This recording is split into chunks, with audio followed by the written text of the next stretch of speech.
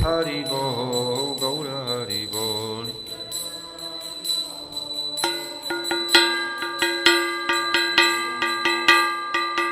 Jaya Sachinandan Jaya Gaura Hari, Sachinandan Jaya Gaura Hari.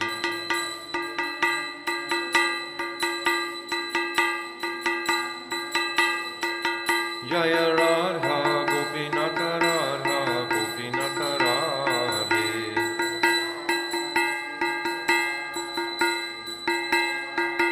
Jaya Radhe, Jaya Radhe, Jaya Radhe, Jaya Shri Radhe.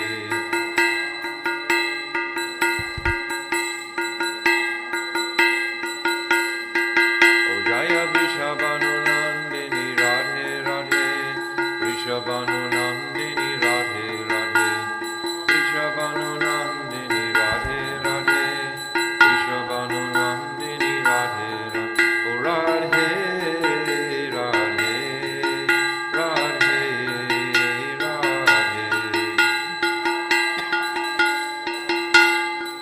Radhe, Radhe. Go Premanandi, Hari Hari Bol. Jai Shishi Guru Garanga Ganhavika Girit Hari. Radha Gopinath Ju Ki Jai. Sachinandana Gaura Hari Ki Jai. Jai Nitya Lila Pravishta Oma Stoktaras Rashishi Mat Shila Bhakti Vedanta Narayan Goswami Maharaj Ki Jai. Jai Shila Bhakti Vedanta Swami Shila Prabhupada Ki Jai. Rupanuga Guru Varga Ki Jai. Ananta Koda Vaishnava Vrinda Ki Jai. Gaur Premanandi Hari Hari Bol. Om Agina Timirandasya Gyananjala Shalakaya Chakshu Unmilitam Jaina Tasmai Shri Guruve Namaha. Guruve Gaurachandraya Radhikaya Tadalaye Krishnaya Krishna Bhaktaya Tadabhaktaya Namo Namaha. Yam Pravachantam Anapetyam Apetya Krityam Dvaipayano Viraha Katara Ajuhava Putreti Tam Mayatayotaravo Vinidustam Sarvabhutam Hridinanatosmi Bhaktya Vihina Aparara Lakshay Shiptascha Karmadi Tarangamadye Kripamai Tvam Sharanam Papana Vrinde Namaste Charanara Vrindam Bhajami Radham Aravinda Netram Smarami Radham Madhurashmitasyam Vadami Radham Karanabharadram Tato Mamanasti Chatyena Kapi. I first of all offer millions and millions of Dandavat pranams unto the lotus feet of my most beloved Gurudev, Nitya Lila Pravishta Om Astotar Zarashishimad Srila Bhakti Vedanta Narayan Goswami Maharaj. And again, millions and millions of times unto the lotus feet of our most beloved Nitya Lila Pravishta Om Astotar Zarashishimad Srila Bhakti Vedanta Swami Srila Prabhupada, and all the Vaishnava and Vaishnavi devotees of the Lord, Dandavat pranams. So, this is our last class on this fourth canto. So each day we've been scrolling through the whole Bhagavatam with the intention of trying to make some visual picture of its flow, of the current, of how it's put together. But we should understand by studying it in this way that we're in no way aspiring to become scholars of the Bhagavatam. We're aspiring to become bhaktas that are following the teachings of the Bhagavatam. It's not ever that we want this scholarship. This is not our intention. Scholarship means that you want someone who's going to acclaim you. And our devotional path is the opposite to that. We're looking to appreciate this. What was the analogy I gave, that nice analogy yesterday? Oh, that's how you do it. That analogy that Jiva Goswami gave. Anyone remember? About Gyan? You remember? About the king handing out weapons to everyone to defeat the ignorance. So this knowledge is to defeat our ignorance. And then, once the ignorance is defeated, we can shelf the knowledge. We don't need to carry it around. It's not something, but we need it to open the doors. Initially, we need it to clear and purify the ignorance. So scrolling through the Bhagavatam like we've been doing, I just wonder if any of you would like to scroll through the 4th canto. What was the first topic of the 4th canto? Genealogy, yes. And that links us with Swayambhuva Manu and links us with the 3rd canto, chapter 12, when Swayambhuva Manu manifested. And that link is going to remain until the very end in the 12th canto.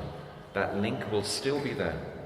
So yes, the first one was, I met some devotees the other day and they were, about a year ago, and they were saying why is this genealogical table in there? How boring is this? This one was born from him, he was born from so on and so on. But they hadn't understood the mercy of Shukadev Goswami in setting such a beautiful thread for us to catch into. Okay, so the first one is the genealogical table, and the second?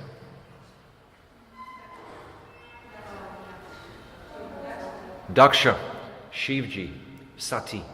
Yes, this. And then following on from there, Dhruva. Yes. And then after Dhruva, bad King Vena. Yes. So in the same family, so that's Anga Maharaj, but same family, so Vena, and then after Vena, Prithu Maharaj. Yes, Prithu Maharaj takes up a lot of this 4th canto. And then after Prithu Maharaj, yesterday, Prayers of Lord Shiva, the Rudra Geet. Rudra Geet is just hanging in here very beautifully. It's like a jewel. It's not directly, historically, in a sense, directed like in the lineage, but because of the Prachetas. Who are the Prachetas? Sons of Prachinabhari, grandsons of Prithu. So you see the line, the lineage. The Prachetas, Prachinabhari is the grandson of Prithu.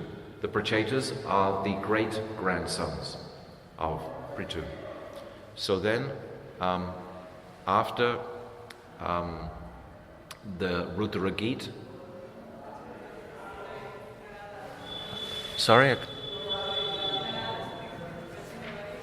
Prachinabhari, yes. Puranjana, the pastime of Puranjana. And there's that whole analogy of inhabiting the body with 9 gates, and the snake being the pran, the life air, and the 720 Gandharvas at the end, the day and the night, etc., attacking, and then the death of the body. And then today is the conclusion in the 4th canto only. And this is the...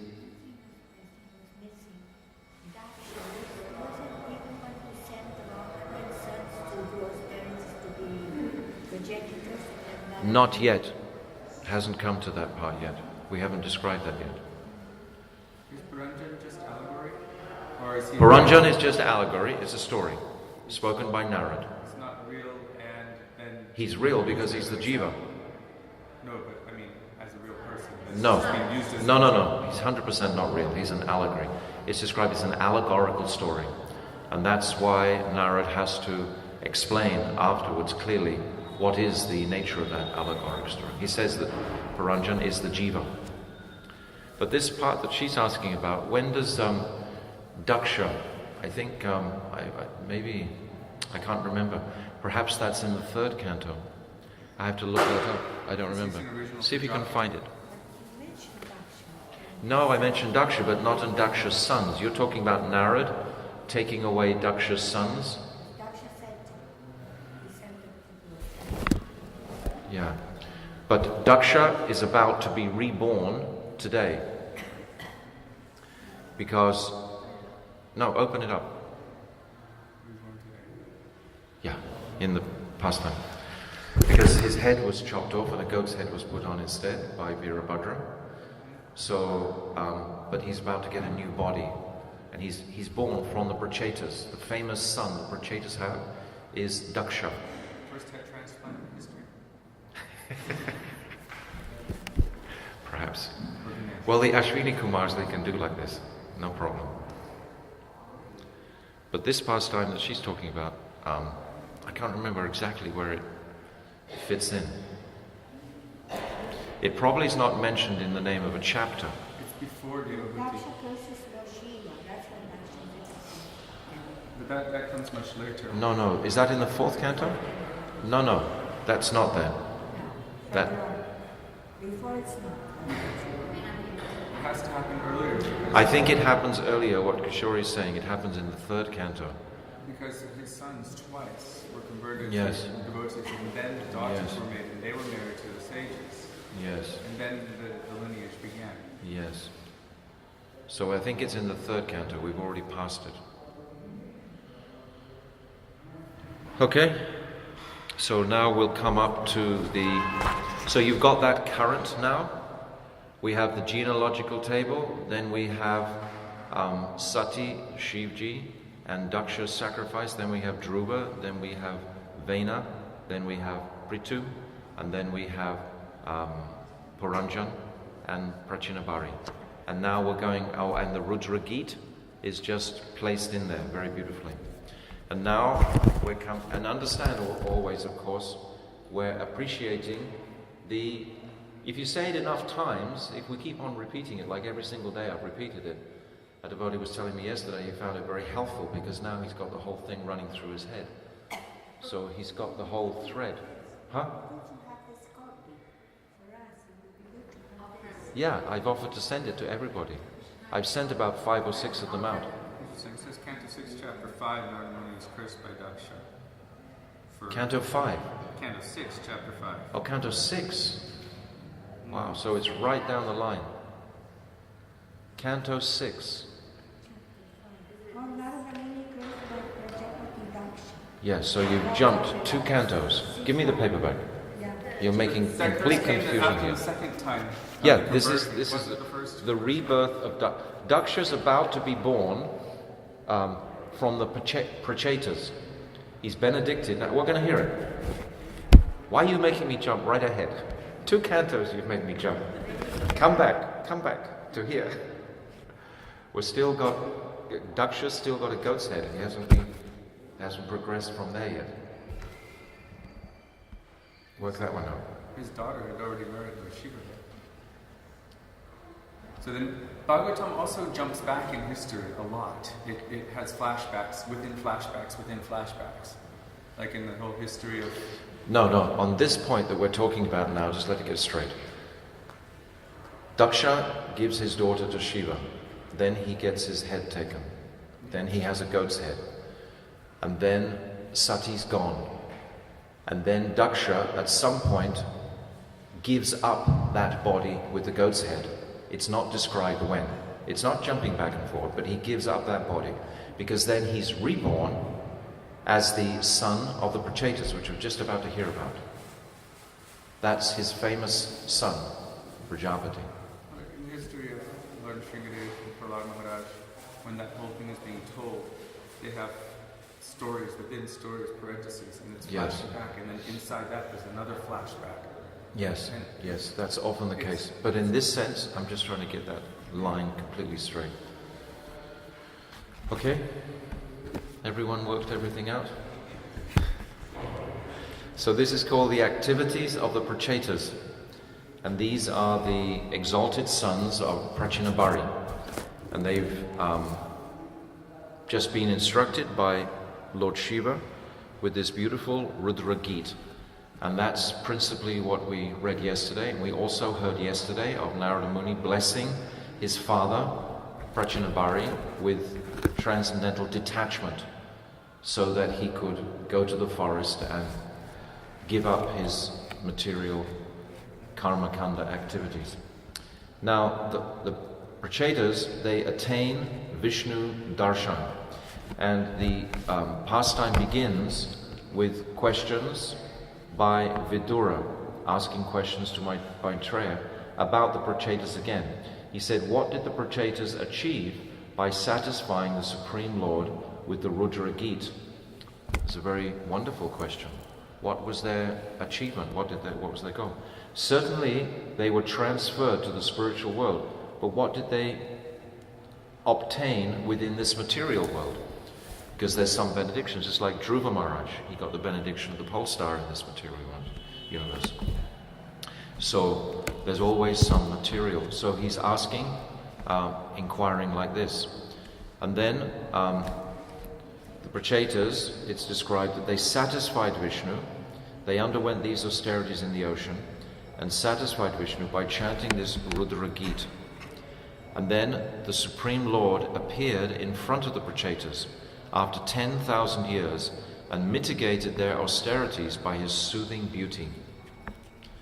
The Lord's beauty, he appeared in an 8-armed form with weapons in each hand. His transcendental body was covered by yellow garments. The Kaustubha Mani, a garland, and his effulgence dissipated the darkness of the universe. He wore a dazzling helmet and was surrounded by sages and demigods. Garuda, his carrier, glorified him with Vedic hymns by flapping his wings. With a merciful glance, the Lord mercifully addressed the surrendered Prachetas.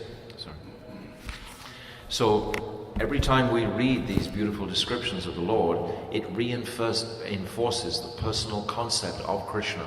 There can be no doubt that we are not on an impersonal path.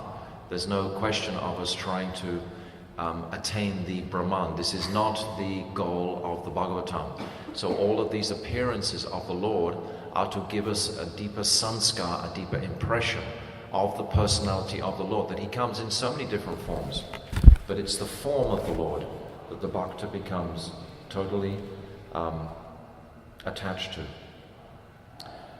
And then Vishnu, he begins to speak to the Prachetas. And it's describing that Vishnu is saying, those who remember you every evening will develop close friendship with their brothers and all living entities. This is the fruit. Each pastime has some fruit of this nature. The bhaktas, of course, are looking for the fruit of devotional service. Nevertheless, these benedictions are there. I mean, it's helpful to have friendship with your brothers. There's nothing to be, looked down upon for that. Everybody's a brother. Yeah, absolutely. Animals also. Yes. And all living entities, it qualifies it.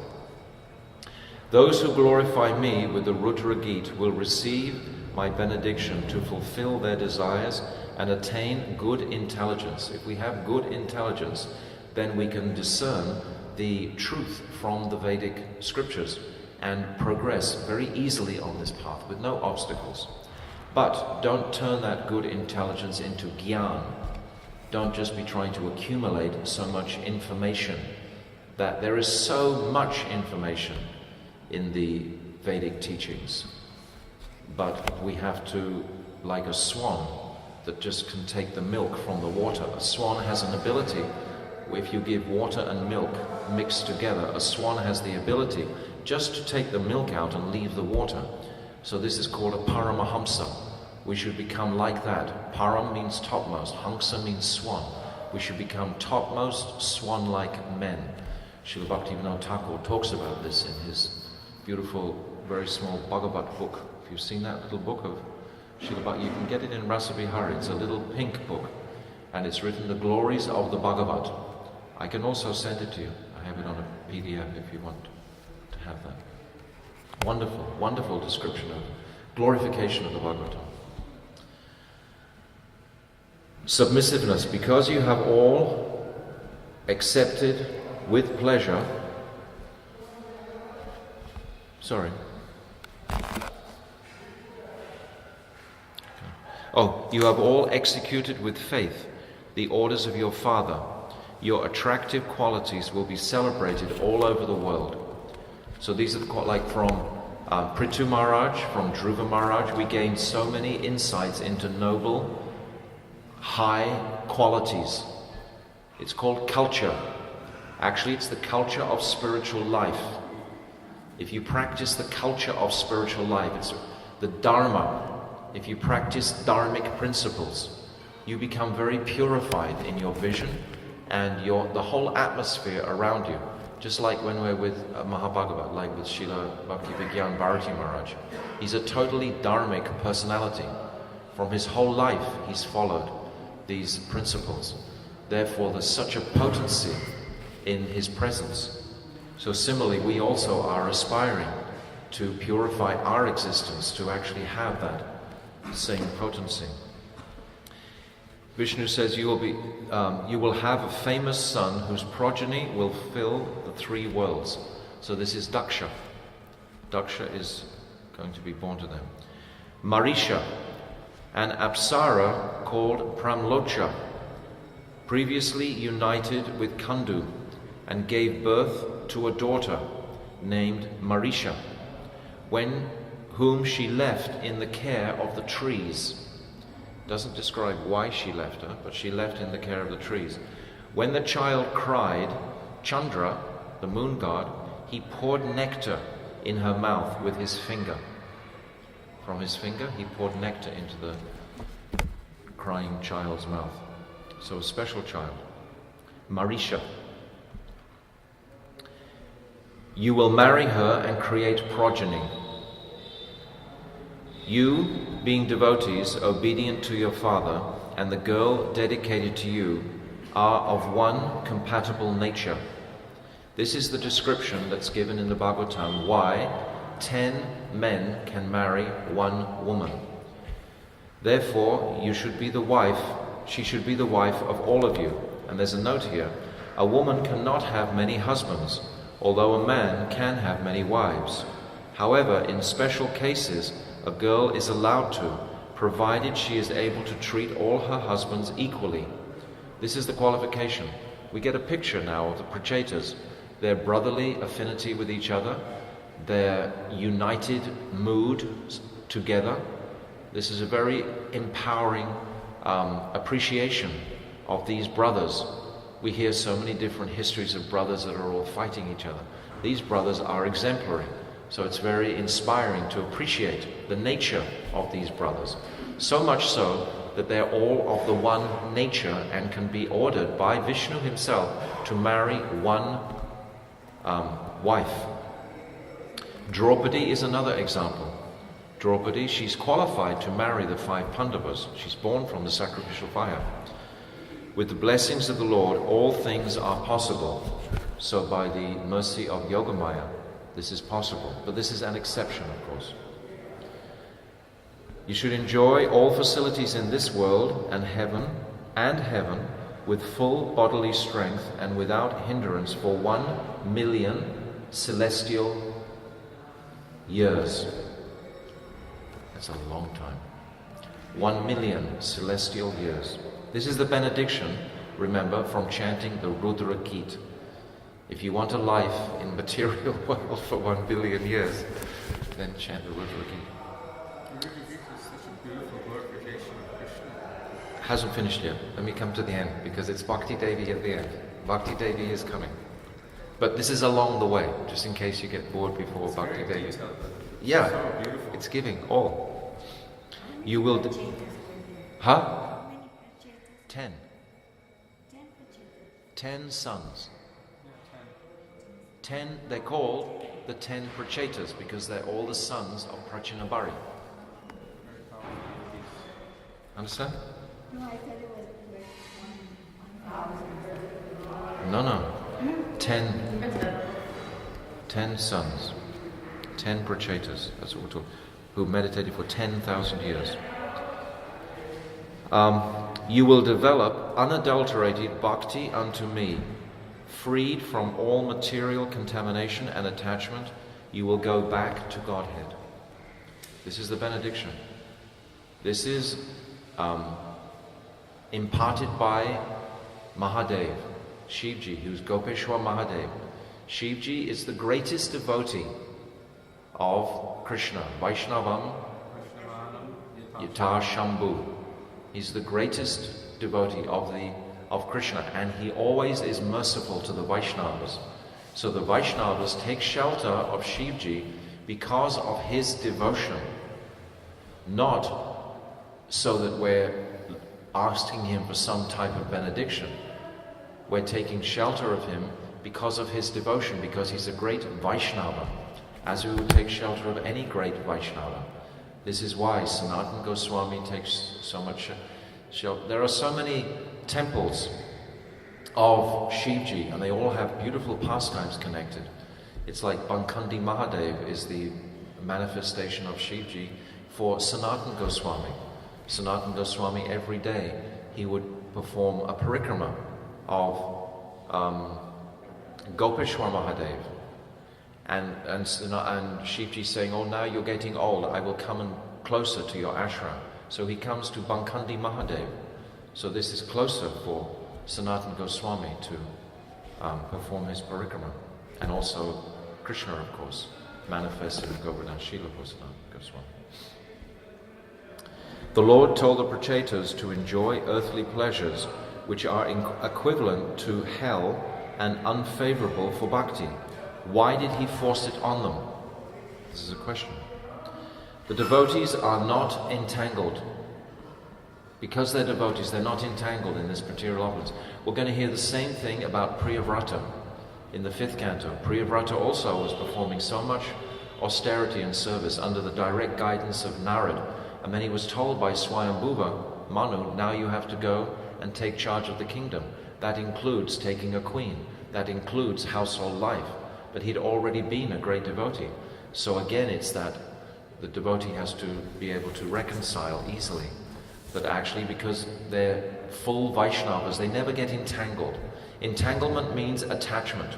It means they start to have more attachment for the material situation than they do for the spiritual reality. And we also should take care of this. Even in family life, we should keep our affinity to the supreme path. And this is an incident that you're going through during this life, but it's not the sum and substance of your life at all. It's a part of your growth in this birth. Devotees are not entangled. They understand me as the ultimate enjoyer, offer their results to me, and discuss topics about me. Thus they are unaffected by the results of action, although in family life. And then it's described the qualities of devotees engaged in bhakti. This is all in this chapter 30. Ever increasingly fresh and new in all their activities, never bewildered, never lamenting, not unnecessarily jubilant. In other words, not at either end, not imbalanced in either way, but equipoised. This is the nature of a devotee. These are the teachings of the Bhagavatam. I'm just enumerating them like bullet points, more or less, but at another time, in another circumstance, we would go through these very detailed with reference to the qualities of a devotee, etc. Yes, yes, yes. Sober. The Prachetas begin their prayers now in reciprocation. This is in verse 21. After the Lord had spoken, the Prachetas began offering prayers with faltering voices, because their voices had become choked in ecstasy on seeing the Lord. And then they are grateful for the Lord for relieving their material distress.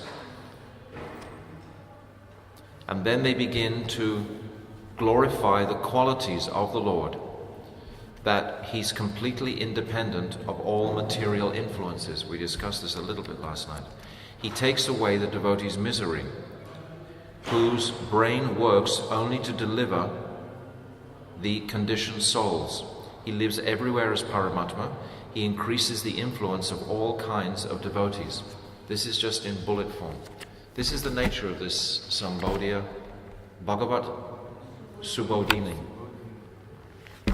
When I first saw it, I wasn't so attracted, but now I'm going through it each day. It's becoming more helpful as a tool to study this Bhagavat. And after we've studied, like I said, then you drop the idea of study and you just take the mood of relishing these pastimes.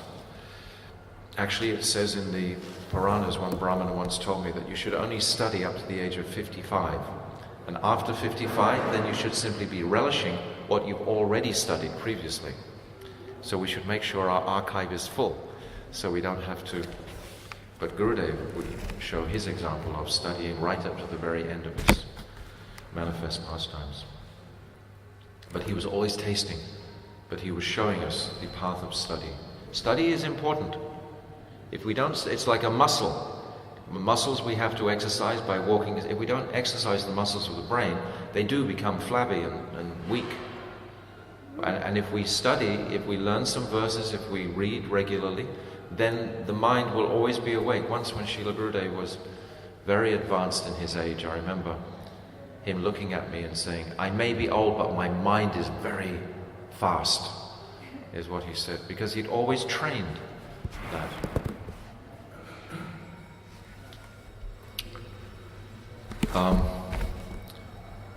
Then the Lord might have, hearing in association. Now the Prachetas are requesting benedictions. I've jumped ahead to text 33 here. The Prachetas are requesting benedictions. And hearing in association, life after life.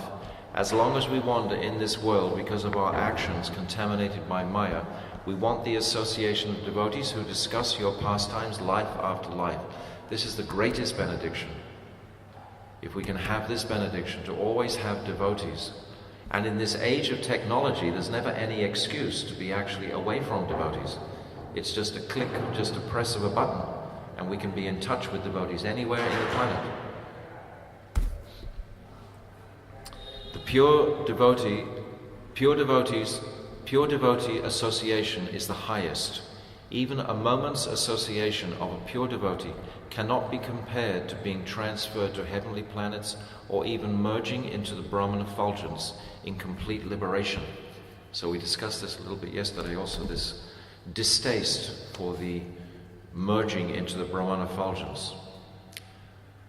Actually, on that topic, this devotee last night was sharing with me that Sanatana Goswami has described these going through these so many different planetary systems in his Brihat Bhagavatamritam to show us the futility of actually having to do that. We don't actually have to do all of that. It's an exciting book to read. It's beautiful. Sanatana Goswami has given us that. But he's given us the conclusion that to come back home, back to Godhead is the conclusion. You don't have to go through all of that. That can take lifetimes to go through all of that. So that was just a point about last night's discussion. The devotees wander to purify even holy places. Thus they please those who are afraid of material existence. This is the duty or the dharma of the devotee who has made some progress, is that he's naturally feeling a mood of compassion. Why does Krishna create this material world? To demonstrate his own compassion. So if the devotee wants to offer his affection to Krishna, then he's going to support his mission here in this world. And his mission is one of compassion. He's always sending his representatives.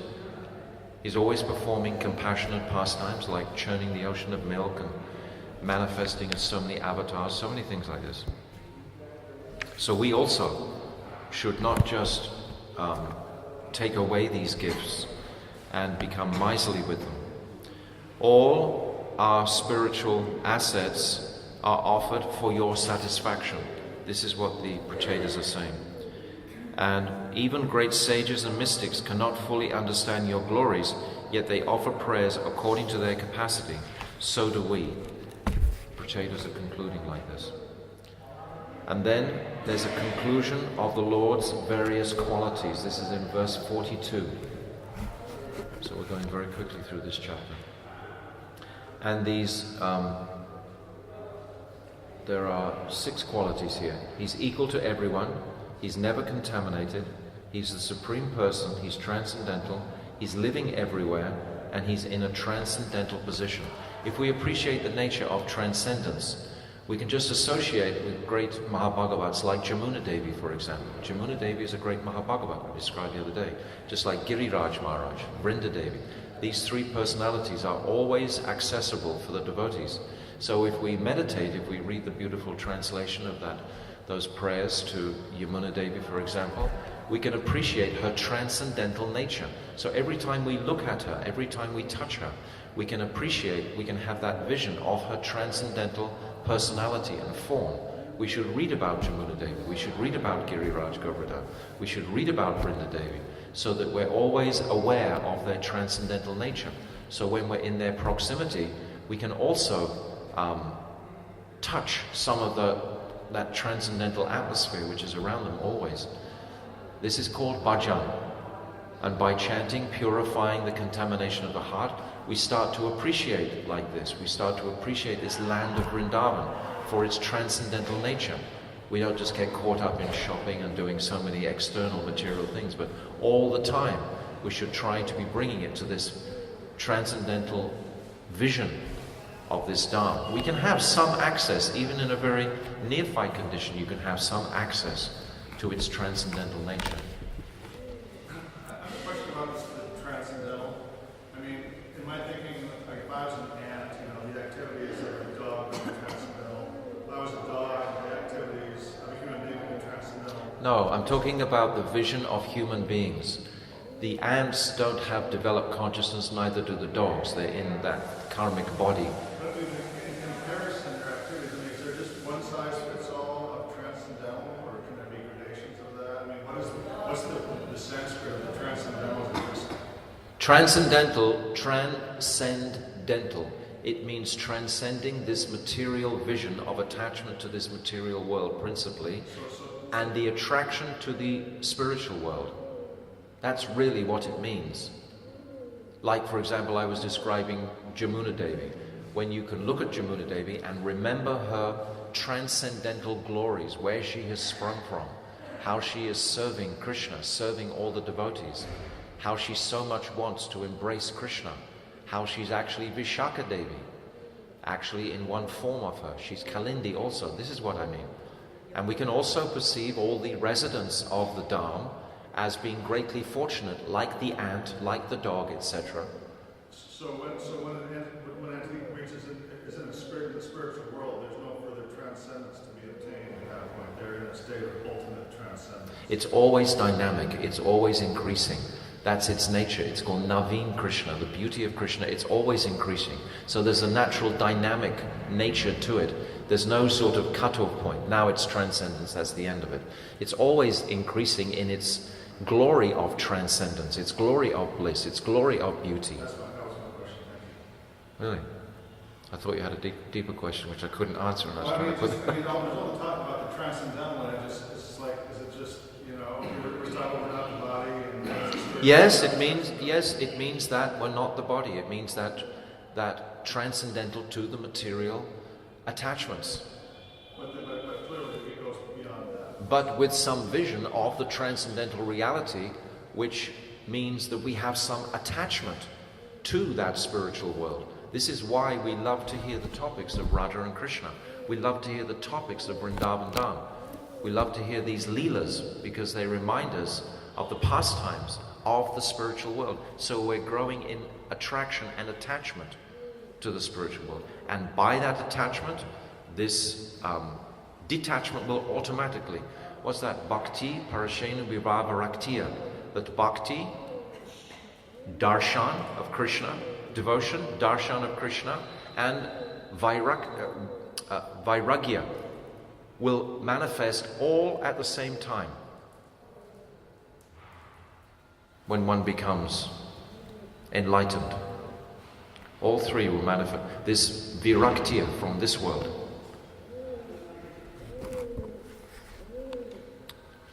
The Lord, this is in verse 43, the Lord who is affectionate to the surrendered and has vigorous strength, fulfilled the Pracheta's prayers. They could not satisfy their eyes by looking at him, and although they didn't want him to, he departed. This showed his detachment. Krishna is always demonstrating his own detachment also.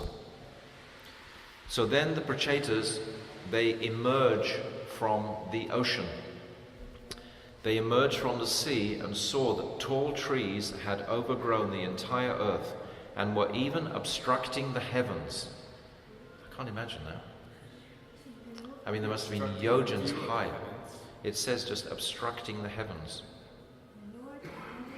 What is the translation of verse 44 and 45 of this? Then saw that all the trees on the land had grown very tall, as if to obstruct the path to the heavenly planets. Oh, the path to the heavenly planets. As if to obstruct the path to the heavenly planets. Okay, that's more specific. I'll just see what... sorry?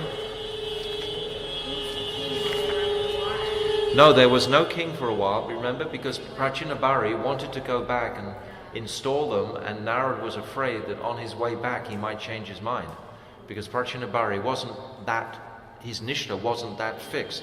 So Narad pushed him to make an immediate decision to leave the kingdom. And he said, don't worry about that, that'll be taken care of. So there was some ministry arrangement, when they were able to, but apparently it didn't work very well because the trees took over. So whatever that ministry was. And that was the entire world. It was completely Yeah. covered in trees. Yeah, that was my understanding of When that. they take the Prachetas, then we have to go inside the ocean But he could have done that. to hear the prayers and benedict and Who? all happening. Lord Vishnu? Yes, Lord Vishnu's under the ocean. Went inside. You haven't seen the painting? Garuda was flying No, over the water. Anita will show you. Garuda is under the water, and he's coming to the Prachetas who... Look, there it is, I just saw it, yeah. Beautiful. Ah, yes. Every picture tells 1,000 words. These pictures are beautiful. I mean, we've lived with them all our lives, these pictures. And they've just made indelible impressions on our consciousnesses, so... We base our praman on the picture, but it says it in the picture. That's why the artists have to be right up to speed with this. Mass deforestation. Yeah. I'm just looking to see what 45.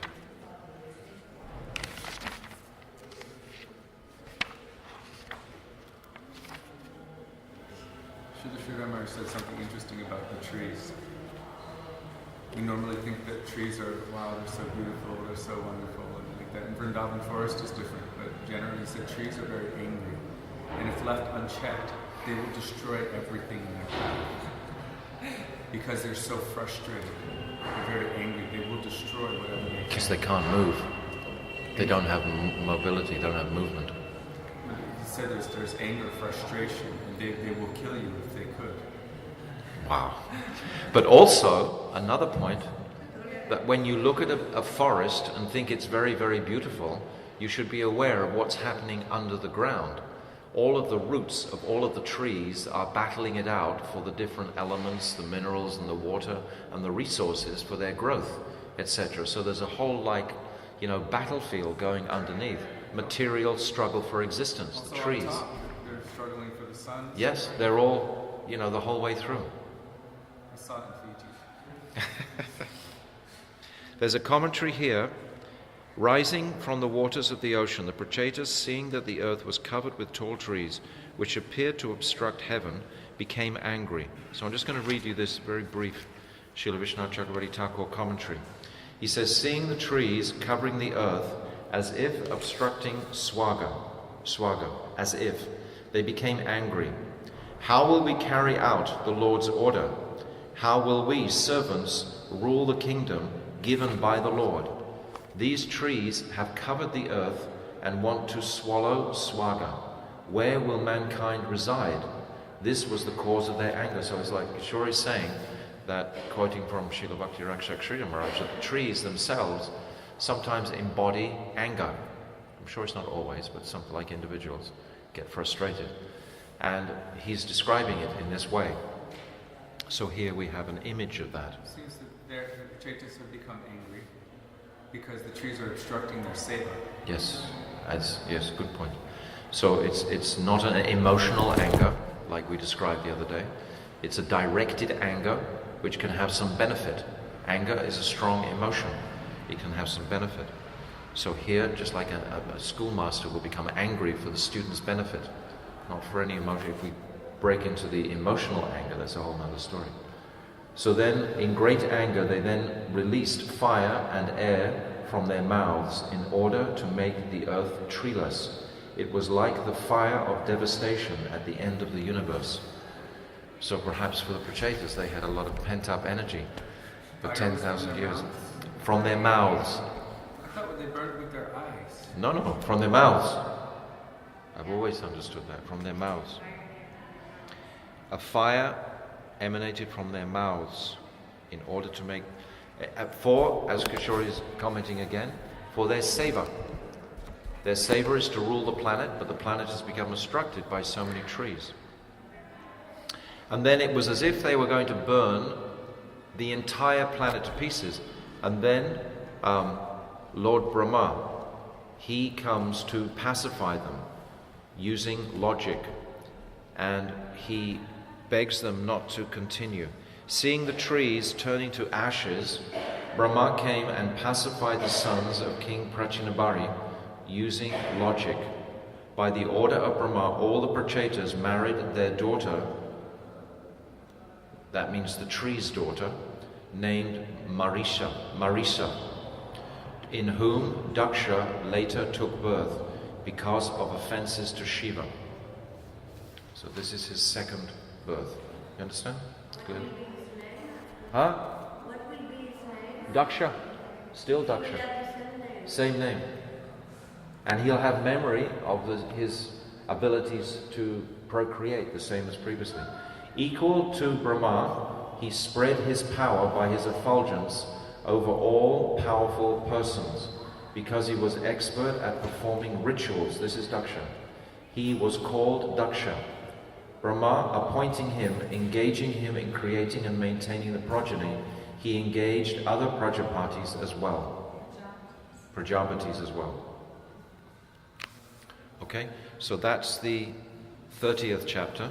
Now we have one more chapter to go, and we've concluded this 4th canto. So now Narad appears to instruct the Prachetas at the end of their family life. That's at the end of 1 million celestial births. The Prachetas renounce the kingdom and meet Narad. Narad arrives and the Prachetas request him to enlighten them, and Narad begins to reply. Devotional service is the goal of all spiritual practices. One achieves perfection by bhakti. All other processes are useless without bhakti. The Lord is the source of self-realization. Worship of the Supreme Lord is complete.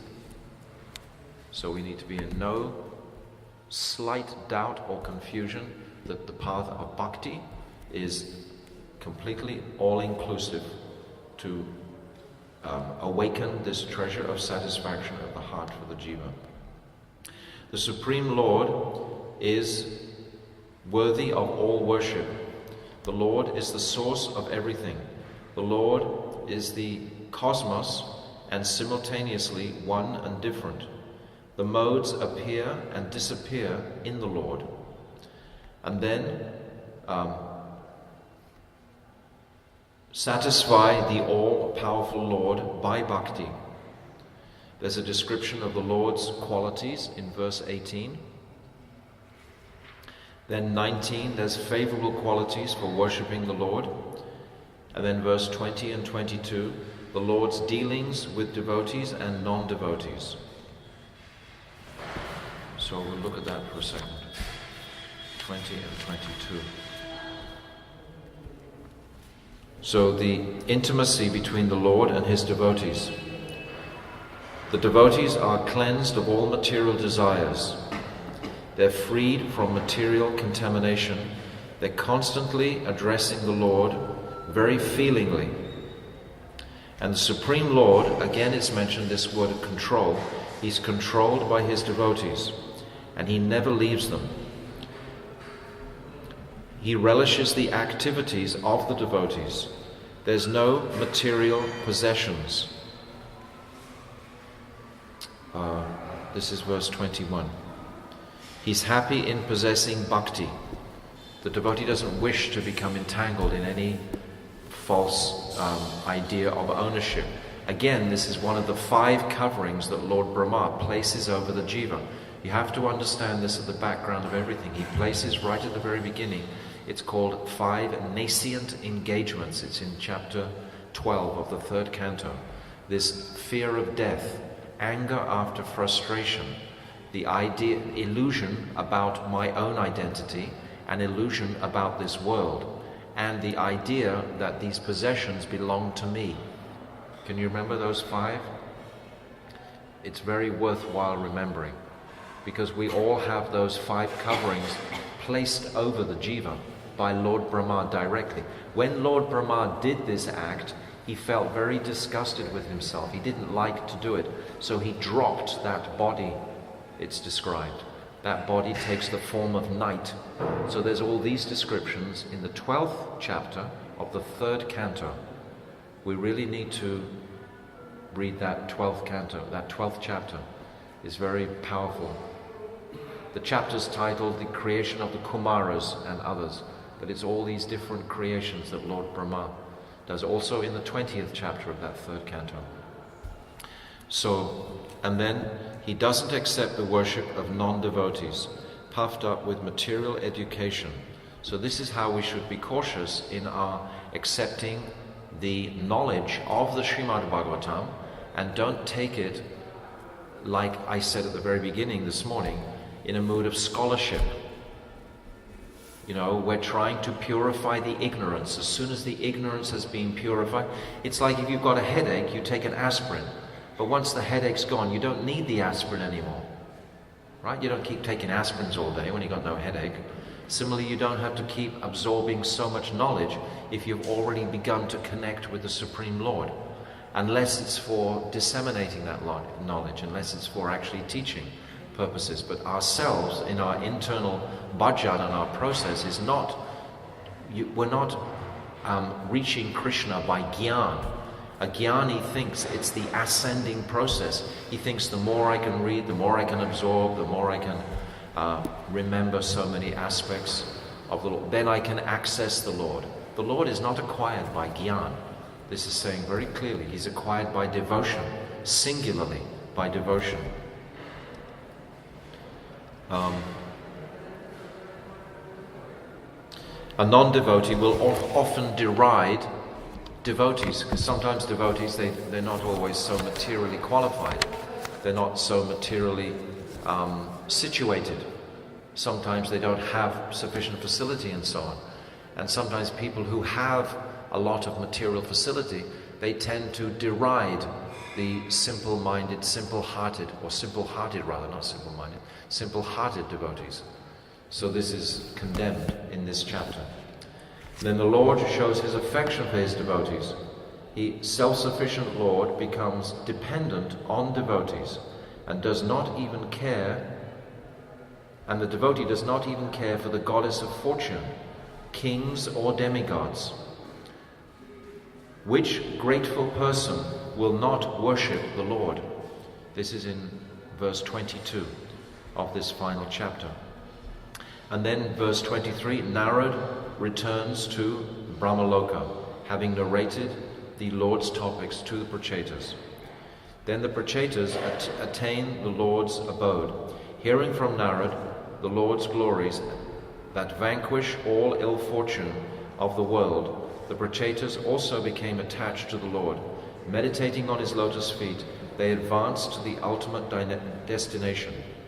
Then Maitreya concludes in verse 25, Thus I have narrated the conversation of Narad and the Prachetas describing the Lord's glories. Now, just in conclusion in this chapter, it's going to be described about Uttanapad. He's saying, Shukadeva is speaking to Parikshit Maharaj now. In verse 26, he's talking about Uttanapad. I have described the dynasty of Uttanapad, the son of Swayambhuva Manu. Now hear about the dynasty of Priyavrata. That's about to come in the 5th canto. Priyavrata received spiritual knowledge from Narad, yet he's still engaged in ruling the earth. After enjoying material possessions, he divided his property among his sons and obtained the Lord's abode. That's a complete capsule of Priyavrata. that he was taking divine instruction from Narad, then he ruled the earth, then he enjoyed material possessions, then he divided his property, and then he left everything aside and attained the Lord. So now Vidura, in text 28, expresses his gratitude. He's ecstatic with tears flowing from his eyes after hearing from Maitreya. Vidura fell at his lotus feet and fixed the Lord within the core of his heart. Vidura thanks Maitreya. By your causeless mercy, I've been shown the path of liberation. Following this path, one can return back home to Godhead. Then, taking permission from Maitreya, Vidura leaves and starts for his journey to Hastinapur to visit his relatives. So, and then this is the end of the Vidura Maitreya conversation. That started at the beginning of the third canto and ends at the end of the fourth canto. So that's another thread between these cantos we can link. So it's giving us some deeper familiarity. Basically, these various linking ideas that the acharyas are giving us, this appreciation. And then finally, the Falshruti, the result of hearing this. Those who hear these topics about surrendered kings obtain a long life, wealth, reputation, good fortune, and ultimately the opportunity to return to Krishna. The opportunity. So the opportunity is there. So we have to take that opportunity. Some don't take it after hearing. So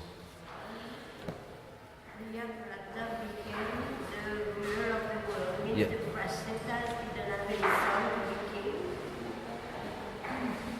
There was a lapse. What's that say, Anita?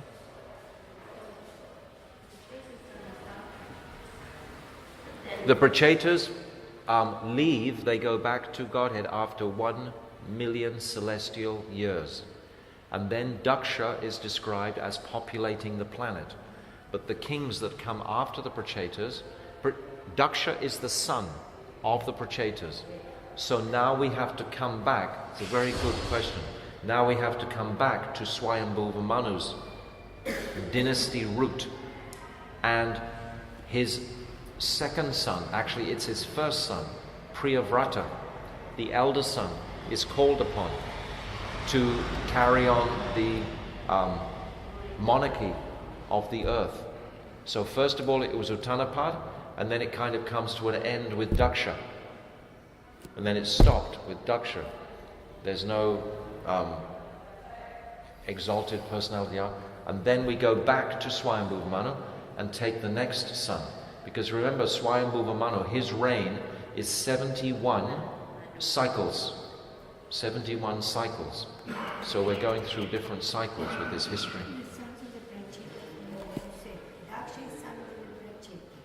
Daksha is the son of the 10 Prachetas. That's it, one son. One son. Because that one son, he produces all the progeny in all the planets. They don't need another son. Daksha, they were benedicted with that son by Vishnu. Vishnu benedicted them with a wonderful, famous son who would fulfill Lord Brahma's desires to populate the earth. You had a question?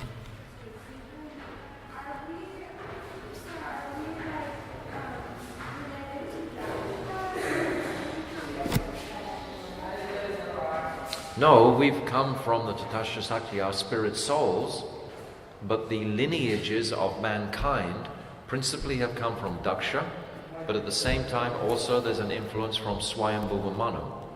So I don't know where you sit. Which one is it? Material body versus the soul. Yeah, I mean the soul comes from Tatastha, that's one thing.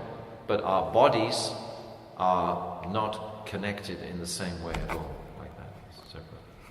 Okay, so is the spirit soul considered comprised of Satchidananda? Yes. So if it's composed of Satchidananda or eternally full of knowledge, how can it be separated from Gyan that can be considered a theory if that's its very nature? It's not. It has full transcendental knowledge, but we have become covered. It's described that the soul gives the power of attorney to the Jivatma, to the body, to the mind, rather. To the mind, yeah, the subtle body, the mind. Srila Bhaktisiddhanta Saraswati explains like this. He says that the soul has given the power of attorney to the mind. That means he's given the power of attorney, means you give all control. The soul has given all control. Now the mind has become bereft of pure knowledge. It's not that the soul is ever bereft of pure knowledge, but he's given that power of attorney to the mind. And we are thinking that I am this mind. We're thinking in that misidentification because of the covering of Lord Brahma. Lord Brahma places this covering over the jivas. Otherwise we wouldn't remain in this world. We would see immediately the futility, because we want to enjoy. It's our nature of the soul to enjoy. But spirit cannot enjoy matter. So unless I think I'm matter, I can't enjoy this material world. So I have to be illusioned to be thinking that I'm matter so that I can enjoy this material world. Now I'm happy in the material world because I think I'm matter. As soon as I realize that I'm not matter, that I'm spirit soul, then everything in this world of matter becomes distasteful to me. There's nothing here that can give pleasure to my soul. And that realization is the product of jnana. Yes, but the product of Gyan doesn't include... You can have Gyan Mishra Bhakti, but unless that Gyan is transferred to devotion, which is the activity of the soul, because it's a very good question. If you just purify that and reach the soul through Gyan, then you can merge into Krishna's Brahman effulgence. That's called moksha. But it's like I gave a material analogy of chemotherapy to kill cancer, right? It also kills everything else along the way. So that Gyan can completely dry up knowledge of our relationship with Krishna. If that sambandha with Krishna hasn't been developed along the way with the accumulation of Gyan, if it's only just being Gyan focused on relieving us of this material distress, in other words, aimed at moksha, if that's been the only goal and principle, then we're not going to fulfill the full optimum that's available. Do you understand all that? So then, what you're saying is that it's an insufficient jnana. The actual complete jnana is knowledge of devotional service, which is itself jnana. Absolutely. Correct. Yes. Vigyan. There seems to be a lot of emphasis on bloodline when it comes to all of these kings and the maintenance of this bloodline, even to the point of accepting a really, really bad king who was Vena. They accepted him and then they had to kill him with rituals. And they accept Prithu as still being in the line because he's still bodily connected. Yes. How do you reconcile that with what Krishna says in Bhagavad Gita, Chaturvarnam Maya Shrishtam Karma Vibhagasha, that qualification is not according to the bloodline, but it's according to guna and karma. This is activities and bhakti. Bhakti's qualification is not according to bloodline, but for the... No, the Chaturvarnam Maya Shrishtam means Brahman, Kshatriya, Vaishya, and Shudra. Chaturvarna, these are the varnas. Guna, karma, vibhagasha, these are the activities. It's not according to bloodline or by birth. There's so much emphasis by Bhaktisiddhanta Saraswati Thakur Prabhupada, our acharyas, that actually these varnas are not necessarily according to one's birth, but they're according to one's qualities and their activities, guna and karma. Yes. So how do you reconcile that, because there's a lot of emphasis given there, with the apparent emphasis given to the necessity of maintenance of the bloodline? This maintenance of the bloodline that we're reading about in the Bhagavatam is all pertaining to the maintenance of this material world. This material world is also temporary also. So within that temporary world there is still the dharmic principle to maintain. So that dharmic principle is being maintained through that bloodline. But these... Apparently they were qualified. Absolutely qualified. Well, they were coming from Lord Brahma. Someone else put in their place. Otherwise they would have been removed and someone else would have been... Well, this is what we see in the degradation of Kali. When they become disqualified, we see what actually happens when, crazy people actually take, when this demon crazy, democracy becomes, the ruling idea. Demon crazy. Democracy, it means demon crazy. It means a rickshaw driver votes for who's going to be in the government. which is absurd, which means the government has to try and become popular with the rickshaw drivers, which has nothing to do with real government. A real governor is supposed to know what's good for the rickshaw driver. And the rickshaw driver might not agree, with the injection of some, We've seen that in the US. yeah, all over. But from that bloodline, I think I answered the question, was that's pertaining to this material universe that Lord Brahma has created, because all these questions are about the creation from Lord Brahma. Srimad Bhagavatam is about this world where we live. But it's also indicating that potential where the spirit soul should aspire for as well, simultaneously. But it's still showing clearly, the nature of this world where we live. Once you know the enemy, so to speak, once you know fully the material situation, then you can get out of it. That answers something? Okay. Srila Gurudev Ki Jai, Srimad Bhagavatam Ki Jai, 4th Canto Ki Jai. Do you realize in 8 days we've covered the whole of the 4th Canto? And I think you've all got something of an impression of all the different topics.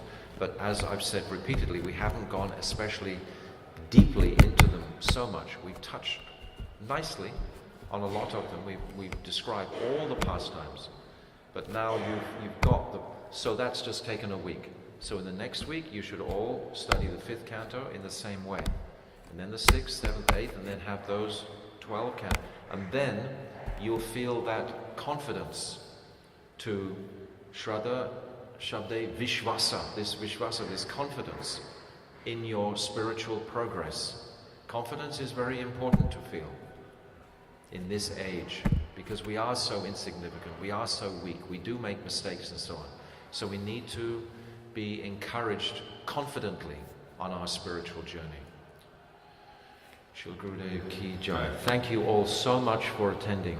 I'm so appreciative. Last time I came and I told you the story about musicians in India when they give a recital, they often carry lots of chadas and so on to give to the audience in reciprocation for them actually coming to listen to them.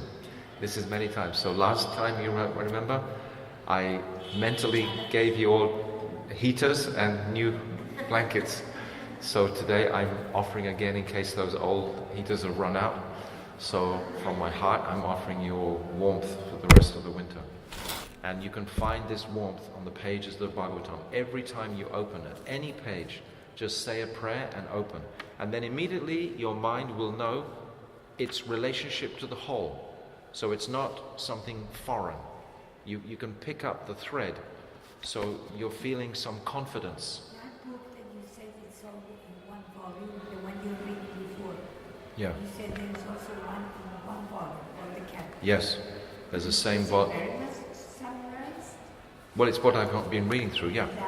Yeah, and then if you want to study it, if you want to make a study of it, it's a very helpful book to make a study. But they're not so cheap. When are you coming for the 5th Canto?